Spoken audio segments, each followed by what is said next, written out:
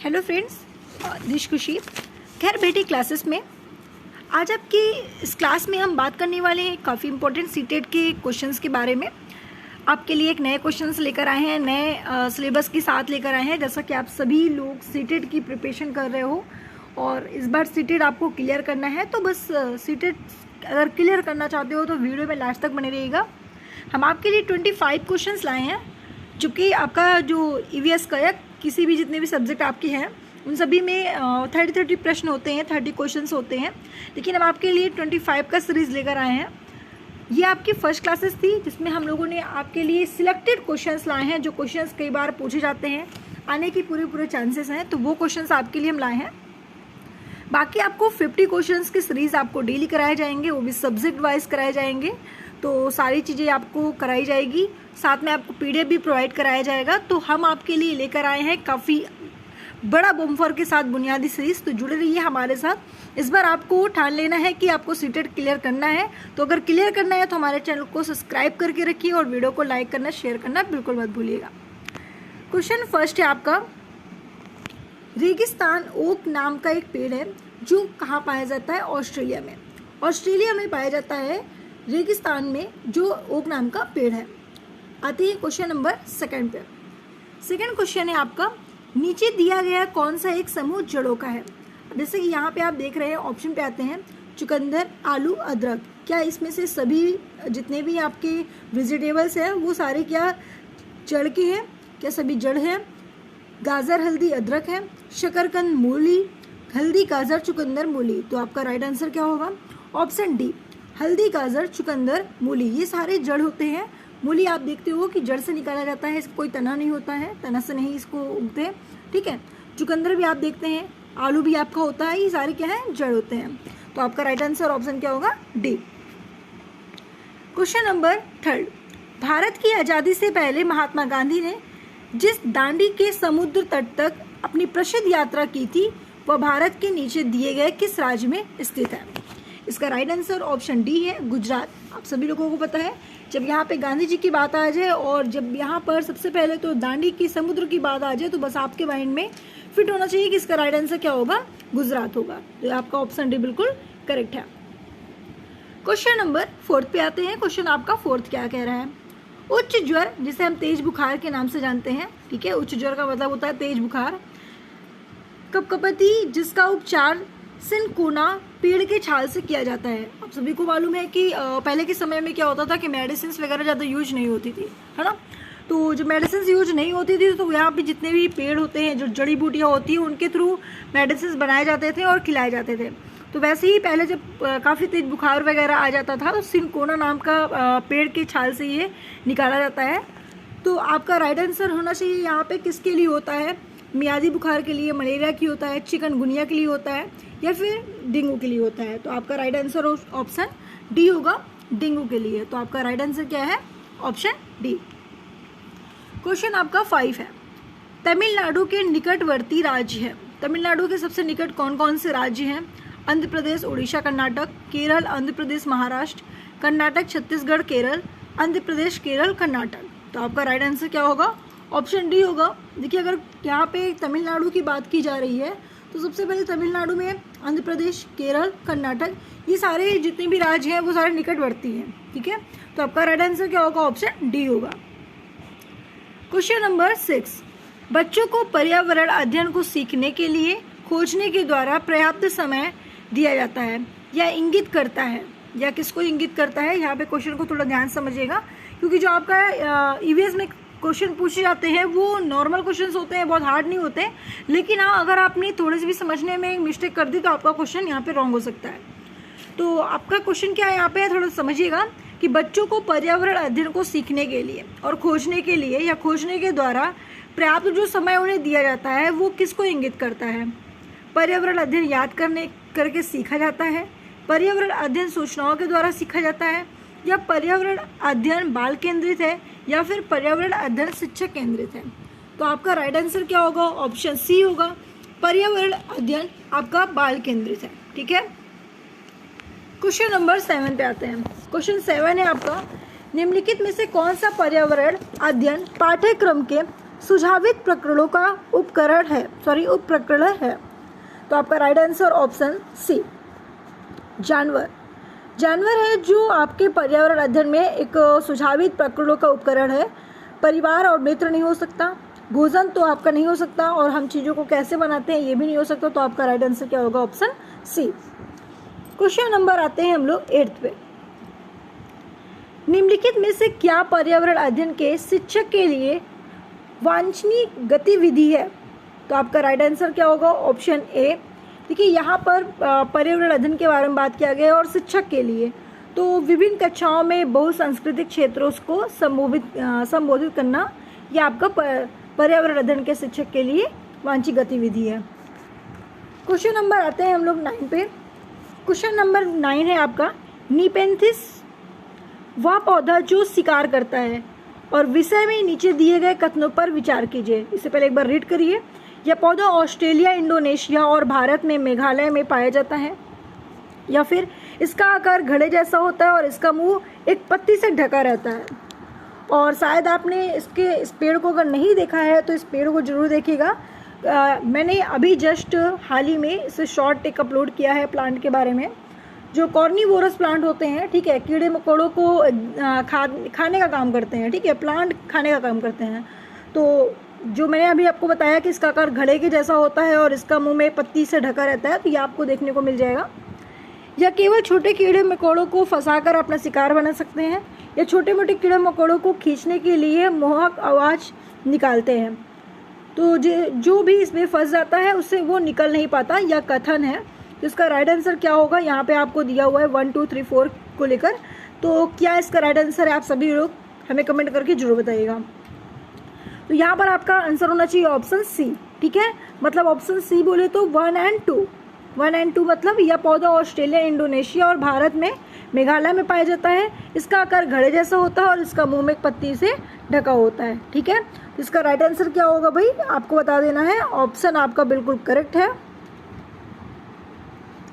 ए और बी। तो ऑप्शन आपका कौन सा होगा?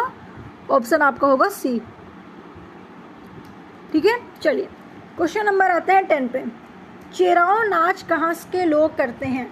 देखिए एक नाच है जो कहाँ के लोग करते हैं, तो आपको बताना है मिजोरम। ऑप्शन बी बिल्कुल करेक्ट आंसर है। मिजोरम के लोग जो होते हैं वो चेराओ नाच को करते हैं। क्वेश्चन नंबर 11, पर्यावरण अध्ययन की अंतः विषय प्रकृति पर्यावरणीय मुद्दों को द्वारा संबोधित किया करती है, ये करती है। इसका राइट आंसर क्या होगा? आप हमें कमेंट करके जरूर बताइएगा। अगर आपको इसका आंसर मालूम है तो इसका राइट आंसर क्या है? तो आपका राइट आंसर है ऑप्शन डी। यहाँ पे पर्यावरण अध्ययन की अंतर विषय की बात की जा रही है, तो यहाँ पर जो आपका आंसर होगा विज्ञान, सामाजिक विज्ञान, पर्यावरण शिक्षा की विषय वस्तु और पद्धति का प्रयोग किया जाता है। तो यहाँ पर विषय प्रकृति पर्यावरणीय मुद्दों को किसके द्वारा संबोधित करते हैं? तो आपका राइट आंसर क्या होगा? ऑप्शन डी होगा। क्वेश्चन नंबर 12 पे आते हैं। क्वेश्चन नंबर 12 आपका क्या कह रहा है? कांच के जार तथा बोतलों को उनमें अचार भरने से पूर्व सूर्य की धूप में अच्छी तरह से सुखाया जाता है। ऐसा क्यों करते हैं? आपने अक्सर देखा होगा घर में जब मम्मी लोग अचार वगैरह डालती हैं तो डालने के बाद उसे धूप में दिखाती हैं, ठीक है। धूप में दिखाने के बाद ही उसे अंदर रखती हैं ताकि ख़राब ना हो। इसका क्या कारण है? उनके तापमान में वृद्धि करने के लिए, या उनमें धूल को हटाने के लिए, नमी को पूर्णतः हटाने के लिए, या अचार को स्वादिष्ट बनाने के लिए। तो आपका राइट आंसर क्या होगा? ऑप्शन सी होगा, नमी को पूर्णतः हटाने के लिए। यदि नमी हट जाएगी तो किसी प्रकार का भी उसमें से जैसे भुकड़ी वगैरह जो आने के चांसेस होते हैं वो नहीं होंगे। क्वेश्चन नंबर 13 का है आपका, बकुला भैंस पर बैठता है क्योंकि बकुला तथा भैंस में सहजीवी का संबंध है। बकुला मनोरंजन के लिए भैंस पर बैठता है, या फिर भैंस बकुले को एक स्थान से दूसरे स्थान तक आने जाने की मदद करता है, या बकुला भैंस को डराना चाहता है। इसका राइट आंसर है ऑप्शन ए, बकुला तथा भैंस एक सहजीवी संबंध है, इसलिए बकुला भैंस पर बैठता है। क्वेश्चन नंबर 14, निम्नलिखित में से जड़ का कौन सा कार्य पौधों के लिए नहीं है? देखिए यहाँ पर जड़ का काम क्या है? भोजन भंडारित संचित करना, ह्यूमस उपलब्ध कराना, पौधों को सहारा देना, जल तथा खनिजों का और शोषण करना। ये जड़ का कौन सा है कि जड़ का इसमें कौन सा कार्य नहीं है, पूछा गया है कि जड़ के कार्य में। तो आपका राइट आंसर क्या होगा इसका? ऑप्शन बी होगा, ह्यूमस उपलब्ध कराना ये जड़ का कार्य नहीं होता है। क्वेश्चन नंबर आते हैं 15 पर। कुडुख कहाँ के तीनों की भाषा है? कहाँ के लोगों की भाषा है? भाई कुडुख की बात कर रहा है, आपने ये भाषा सुनी होगी, कुडुख है। तो ये भाषा है आपकी झारखंड की। झारखंड में कुडुख बोला जाता है, कुडुख भाषा होती है। तो इसका राइट आंसर ऑप्शन क्या होगा? डी। Question number 16।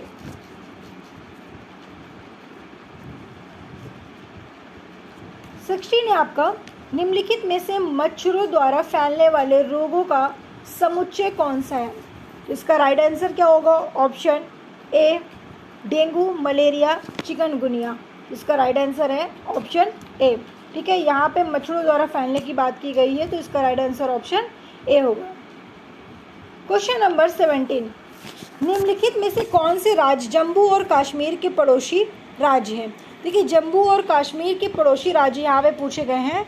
तो आपको बताना है हिमाचल प्रदेश और पंजाब। हिमाचल प्रदेश, पंजाब जो जम्मू कश्मीर के पड़ोसी माने जाते हैं। Question number 18। निम्नलिखित में से कौन सा पक्षी कैक्टस पौधे कांटों के बीच अपना भोजन या अपना घोंसला बनाता है? अपना घोंसला बनाता है। इसका राइट आंसर क्या होगा? आपको जल्दी से बताना है। यहाँ पे देखिए कहा गया है कि कौन सा पक्षी है जो कैक्टस पौधे कांटों के बीच अपना घोंसला बनाने का काम करता है। तो इसका राइट आंसर है ऑप्शन ए, फक्ता। आपने नाम सुना होगा।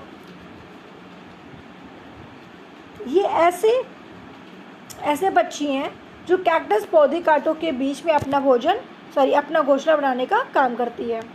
Question number 19। लाल चींटी की चटनी किस राज्य में प्रसिद्ध है? अब यहाँ पे आप सोच रहे होगे यार ऐसा कहाँ पे है जहाँ पे लाल चींटी की चटनी खाई जाती है? तो आपका राइट आंसर होगा ऑप्शन बी, छत्तीसगढ़ में। छत्तीसगढ़ में लाल चींटी की चटनी प्रसिद्ध है और वहाँ पे ये चीज़ें लोग बहुत ही शौक से खाते हैं। Question number 20। मधुमक्खी में कौन सा अम्ल पाया जाता है? ठीक है, यहाँ पे 4 अम्ल दिए हुए हैं। पहला है आपका एसिटिकम, सेकेंड फॉर्मिकम, थर्ड टैनिकम और टार्ट्रिकम। और यहाँ पे किसकी बात की गई है? मधुमक्खी की। तो मधुमक्खी की जब बात की जाए तो आपको बताना है फॉर्मिकम।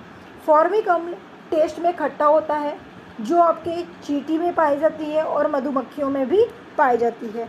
मधुमक्खी, चींटी, इन सभी में आपके फॉर्मिक अम्ल पाई जाती है। टार्ट्रिकम आपके इमली में पाई जाती है। एसिटिक अम्ल आप सभी जानते हैं। और टैनिक अम्ल किस में पाई जाती है? आप हमें कमेंट करके ज़रूर बताइएगा। Question number 21। जम्मू कश्मीर में चाय को क्या कहा जाता है? भाई जम्मू कश्मीर की यहाँ पे बात की जा रही है। जैसे आप लोग अपने भारत में हमारे चाय को चाय बोला जाता है, इंग्लिश में टी बोलते हैं। तो जम्मू कश्मीर में चाय को क्या बोला जाता है? तो आपको बताना है क्या? कहवा। क्या बोलते हैं? कहवा, जिसकी हिंदी होती है, इंग्लिश होती है कॉफ़ी। ठीक है, इसकी इंग्लिश में क्या होती है? कॉफ़ी होती है। तो आपका राइट आंसर क्या होगा? Option C. अब यहाँ पे चाय को टी बोलते हैं, कॉफ़ी को क्या बोलते हैं? इनफ। ठीक है, कॉफ़ी, इनफ। और कॉफ़ी जो इंग्लिश वर्ड है, देखिए कॉफ़ी हिंदी वर्ड है। ठीक है, लोग बोलते हैं कॉफ़ी दे दो, तो ये हिंदी वर्ड है। और कहवा को इंग्लिश में कॉफ़ी बोलते हैं। तो आपको याद रखना है। Question number 22। 3 राज्यों का वह समूह जिनके किसी किनारे पर बंगाल की खाड़ी है, वह कौन सा है? तो इसका राइट आंसर ऑप्शन सी है। ऑप्शन सी, उड़ीसा, आंध्र प्रदेश और तमिलनाडु। जो किसके किनारे की बात की गई है? राज्यों का समूह जिनकी यहाँ पे बंगाल की खाड़ी की बात की गई है कि बंगाल की खाड़ी में। ठीक है, तो आपका राइट आंसर क्या होगा? ऑप्शन सी होगा, बंगाल की खाड़ी के पास उड़ीसा, आंध्र प्रदेश और तमिलनाडु। क्वेश्चन नंबर आते हैं 23 पे।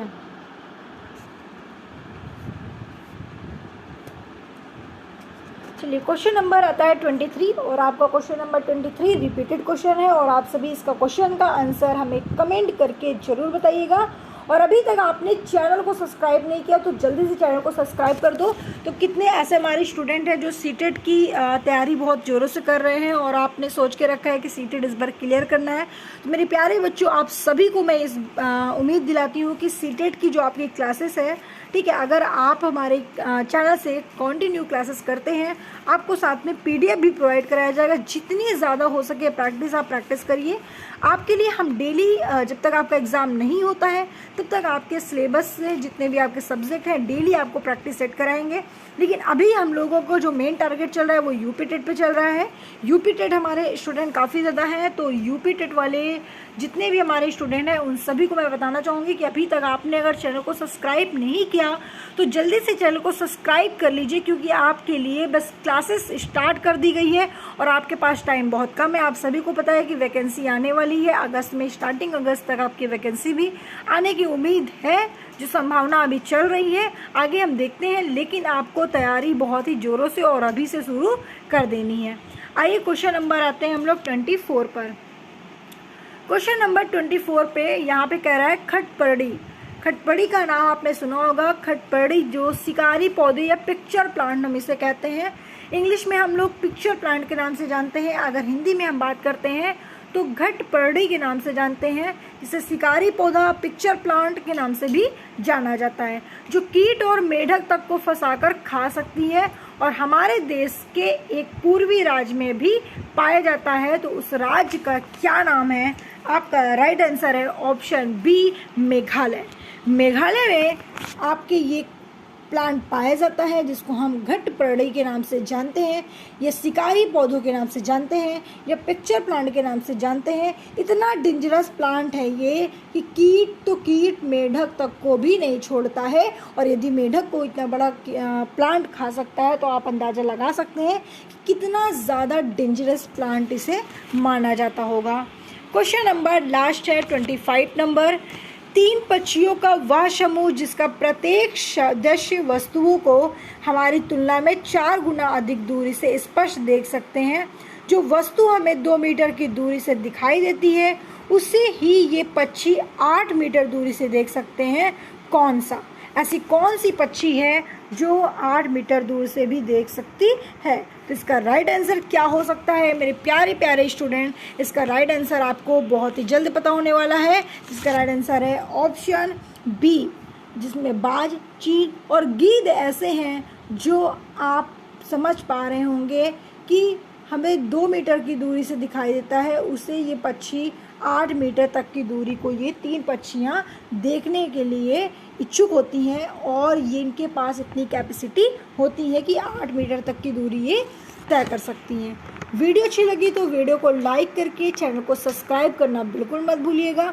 हमारे प्यारे से यूट्यूब चैनल घर बैठे क्लासेस में मैं आपकी खुशी मैम आपके लिए डेली क्लासेस अपलोड करने वाली हूँ और डेली न्यू अपडेट्स आपको मिलने वाली है। आपने अभी तक चैनल को सब्सक्राइब नहीं किया है तो सबसे पहले चैनल को सब्सक्राइब करके बेल आइकन का बटन ऑन रखिए, जिससे कि वीडियो का नोटिफिकेशन आपको सबसे पहले मिले।